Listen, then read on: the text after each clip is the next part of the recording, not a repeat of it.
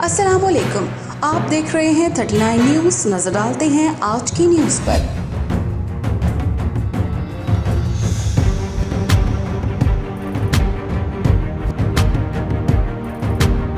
تفصیلات جانتے ہیں اپنے نمائندے سے۔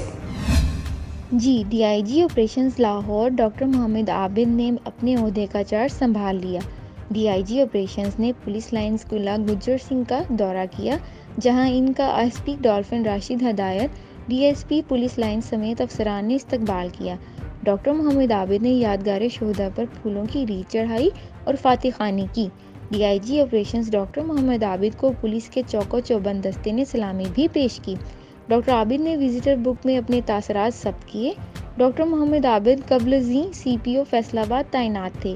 ڈاکٹر محمد عابد کلیدی عہدوں پر خدمات سر انجام دے چکے ہیں۔ اس موقع پر ڈی آئی جی آپریشنز کا کہنا تھا کہ شہریوں کو انصاف کی بروقت فراہمی بنیادی ترجیحات میں سر فہرست ہے۔ اسٹریٹ کرائم پر قابو پانے کے لیے پیٹرولنگ میکانزم، تمام تر وسائل بروئے کار لائے جائیں گے۔ پولیس نوجوانوں اور شہدائے پولیس کے اہل خانہ کی ویلفیئر کے لیے مؤثر اقدامات کیے جائیں گے۔ فائزہ کمال 39 نیوز لاہور۔